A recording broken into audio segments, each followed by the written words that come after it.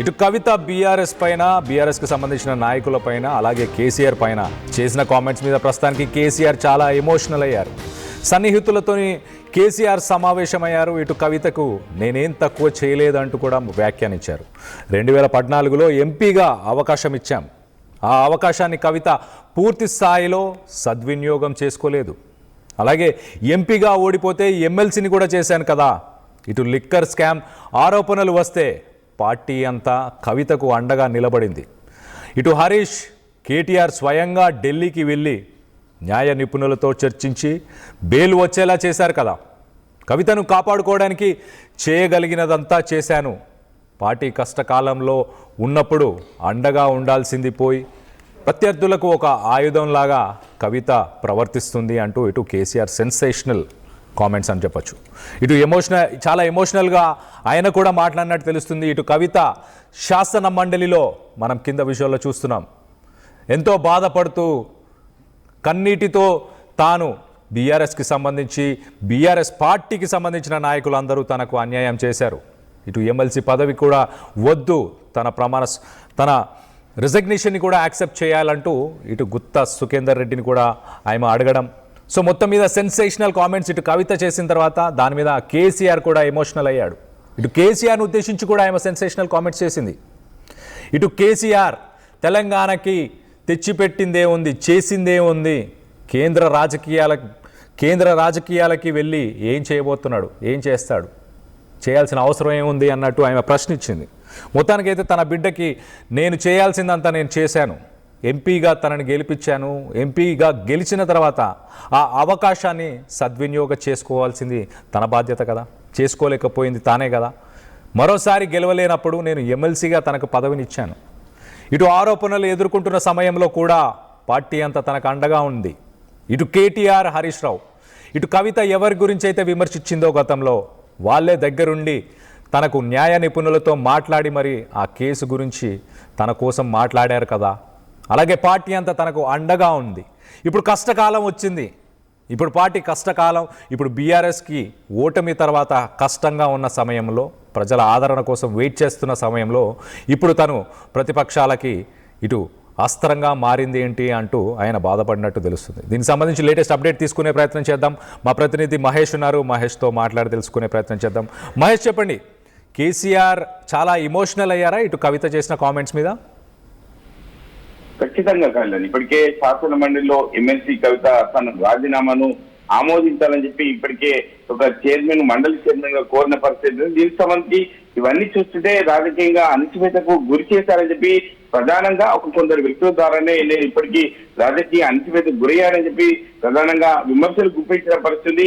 అంటే కంటతడి పెట్టడము, శాసన మండలిలో ఒక కంటతడి పెట్టుకుంటూ తన ఒక స్పీచ్ ను మొదలుపెట్టి ప్రతి అంశం పైన మాట్లాడుకుంటూ కంటతడి పెట్టే సందర్భాలు చూసాం.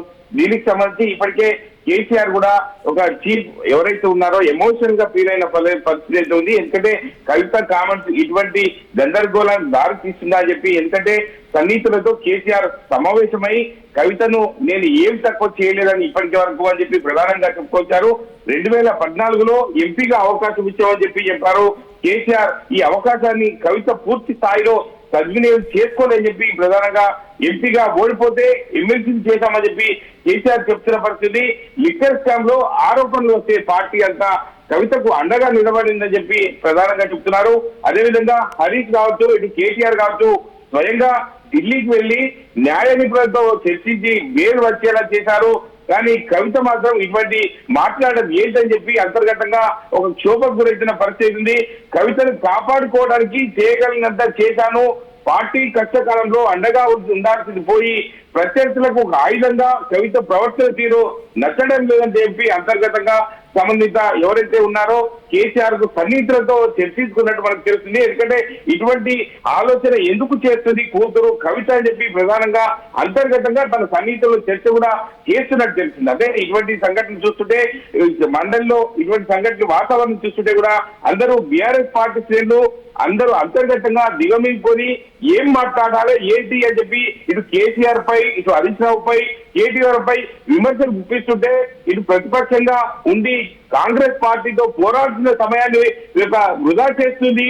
ఎందుకంటే ఇటు ప్రతిపక్ష హోదాలో ఉన్నటువంటి బీఆర్ఎస్ పార్టీ కాంగ్రెస్ పార్టీని ఒక ఇరకాటంలో ప్రయాణిస్తున్న సమయంలో కవిత వారికి ఒక అస్త్రంగా ఉపయోగించుకుంటానని చెప్పి ప్రధానంగా కేసీఆర్ అంతర్గతంగా క్షోభకు గురవుతున్న పరిస్థితి మనం చూస్తున్నాం. కళ్యాణ్, అయితే మహేష్, ఈ సమావేశంలో ఎవరెవరు పాల్గొన్నారు? ఖచ్చితంగా ఇప్పటికీ కేసీఆర్ ఫార్మర్స్ కు ఎవరు వస్తున్నారు ఏంటని చెప్పి అంతర్గతంగానే వ్యవహారం నడుస్తుంది కాబట్టి ఎవరు వచ్చేది ఏం సమాచారం ఉండదు కాబట్టి ఇప్పటికే కేసీఆర్ సన్నిహితులు ఎవరైతే అక్కడ చుట్టుపక్కల ఉన్నారో వారు ఎవరైతే తన దగ్గర మిత్రులు ఎవరైతే ఉన్నారో వాళ్ళే డిస్కస్ చేస్తున్న పరిస్థితి. ఎందుకంటే కేసీఆర్ దగ్గర ఎప్పటికీ వెనువెంటే సంతోష్ ఉంటాడు, అదేవిధంగా శ్రీనివాస్ రెడ్డి అని ఉంటారు. వీళ్ళందరితో కూడా సన్నిహితంగా చర్చిస్తున్నట్టు తెలుస్తుంది. ఎందుకంటే ఇటువంటి పొరపాటు చేయొద్దు, కానీ కూతురే చేయడాన్ని జీర్ణించుకోలేకపోతున్నారు. ఇటువంటి సంఘటనలు పునరావృతం కాకుండా చూసుకోవాలి. ఎందుకంటే పార్టీ కష్టకాలంలో ఉన్నప్పుడు ఈ యొక్క చేదోడు వాదోడుగా ఉండాల్సిన కూతురే ఇటువంటి తప్పిదాలు చేస్తుందని చెప్పి అంతర్గతంగా కేసీఆర్ అయితే మదనపడుతున్నాడని చెప్పుకోవచ్చు. కవిత కామెంట్స్ పై ఒక సీరియస్ గా తీసుకునే అవకాశం ఉంది. ఎందుకంటే ఇప్పుడే మొలకెత్తి విత్తనాన్ని ఇప్పుడే తుంచివేసే ప్రయత్నం చేయాలని చెప్పి ప్రధానంగా అంతర్గతంగా కేసీఆర్ డిస్కస్ చేస్తున్నట్టు తెలుస్తుంది. కళ్యాణ్, అంటే రానున్న రోజుల్లో మరి కవితను బుజ్జగించే ఆలోచన ఏమన్నా ఉండబోతుందా? ఇటు కవిత చేసిన కామెంట్స్ ఒకసారి మనం చూస్తే కనుక 2014లో ప్రభుత్వం ఇటు బీఆర్ఎస్కి సంబంధించిన ప్రభుత్వం ఫామ్ అయిన తర్వాత ఇటు జాగృతి కానీ అలాగే కవితకు సంబంధించిన యాక్టివిటీస్ అన్నిటిని కూడా కంట్రోల్ చేశారు, తనని ఎదగనీయకుండా చేశారంటూ తను చెప్తుంది. అంటే చేసింది కేసీఆర్ కాకపోవచ్చు, లేకపోతే కేసీఆర్ చుట్టూ ఉన్న వ్యక్తులు, లేకపోతే ఇటు మీరు చెప్పిన ఇప్పుడు సన్నిహితులు ఎవరైతే సమావేశమయ్యారో వాళ్ళలో కొంతమంది అయి ఉండే అవకాశం కూడా ఉంది కదా. సో ఇటు కవిత చేసిన కామెంట్స్ మీద ఇటు కేసీఆర్ సన్నిహితులు కానీ ఇంకెవరైనా రానున్న రోజుల్లో ఆమెను బుజ్జగించే అవకాశం ఏమైనా ఉందా? ఇప్పటికే కేసీఆర్ దగ్గరున్న వ్యక్తుల వల్లనే నేను ఈ రోజు నా నాన్నకు దూరం అయ్యానని చెప్పి ప్రధానంగా చెప్తున్నారు. ఎందుకంటే కేసీఆర్ మంచివారే అని చెప్పి ప్రధానంగా మనం మీడియాలో కూడా గతంలో చూసాము. కానీ ఇప్పుడున్న పరిస్థితులను బట్టి చూస్తుంటే వారు ఎవరైతే ఉన్నారో మా నాన్నను ఇబ్బందులకు గురి చేస్తున్నారు తప్ప అని చెప్పి ప్రధానంగా చెప్తున్నారు. ఎంతైనా కేసీఆర్ కూతురే కాబట్టి ఖచ్చితంగా ఉద్యోగించే పనులే ఉంటారు కాబట్టి ఉండాల్సిందే. కానీ ఇటు కేసీఆర్ మరి ఎటువంటి నిర్ణయాలు తీసుకుంటారు ఏంటని చెప్పి వేచి చూడాల్సిందే.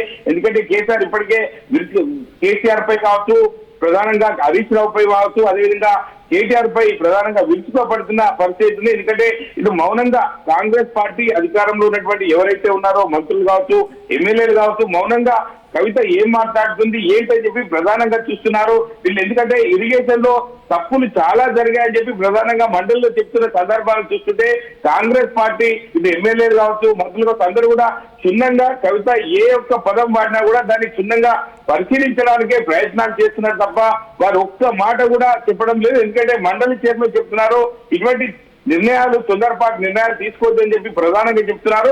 ఇప్పటికైతే కేసీఆర్ ఖచ్చితంగా ఇటువంటి సంఘటనలు పునరావృతం కాకుండా ఉండాలంటే కవితను బుద్ధగించే ప్రయత్నంలో తీసుకురావడానికి ప్రయత్నాలు మాత్రం ముమ్మరం చేస్తారని చెప్పుకోవచ్చు. ఎందుకంటే ఇంట్లో కుంపటని చెప్పుకోవచ్చు. ఎందుకంటే ఇంటనే బాగాలేదు, వీళ్ళు రాష్ట్రంలో వచ్చి ఏం చేస్తారని చెప్పి ప్రజలు విమర్శించే పరిస్థితులు రాకముందుకే ఇల్లును చక్కబెట్టుకున్న తర్వాతనే కాంగ్రెస్ పార్టీపై విరుచుకోబడే అవకాశం ఉంటుంది. కాబట్టి ఖచ్చితంగా మన ఇంటిని మనం చక్కదిద్దుకోవాలనే ప్రయత్నాలు మాత్రం ముమ్మరం చేసుకోవాలని చెప్పి ప్రధానంగా అంతర్గతంగా తన సన్నిహితులు చర్చలు చేస్తున్న పరిస్థితి ఉంది. దీనికి సంబంధించి ఇప్పటికే డైరెక్షన్ ఇస్తున్నారు. ఖచ్చితంగా రాబోయే రోజుల్లో బీఆర్ఎస్ పార్టీ ఒక ఎట్లా ముందు చూపుతూ వెళ్ళాలి ఏంటని చెప్పి దాని మీద ఆలోచన చేయాలి. కవితను మాత్రం ఖచ్చితంగా సైలెంట్ గా ఒక బీఆర్ఎస్ ట్రాక్ లో దించాలని చెప్పి ప్రయత్నాలు అయితే ముమ్మరంగా నడుస్తాయని చెప్పి ఈ రోజు సన్నిహితులతో చర్చలు ప్రధానంగా దారి చూపే అవకాశం ఉంది. Kalyan, right Mahesh, thanks for the latest update. మొత్తం మీద ఇటు కేసీఆర్ ఇటు కవిత శాసన మండలిలో తను బాధను వ్యక్తపరుస్తూ ఇటు బీఆర్ఎస్ తనకు అన్యాయం చేసిందంటూ చేసిన కామెంట్స్ మీద ఇటు కేసీఆర్ కూడా చాలా ఎమోషనల్ అయ్యారు. ఇటు కవితకు నేనేం తక్కువ చేశాను, 2014లో ఎంపీగా అవకాశం ఇచ్చాను, దాన్ని పూర్తి స్థాయిలో సద్వినియోగం చేసుకోలేదు, ఎంపీగా ఓడిపోతే ఎమ్మెల్సీని కూడా చేశాను, ఇటు లిక్కర్ స్కామ్ ఆరోపణలు వస్తే కూడా పార్టీ అంతా తనకు అండగా నిలబడింది.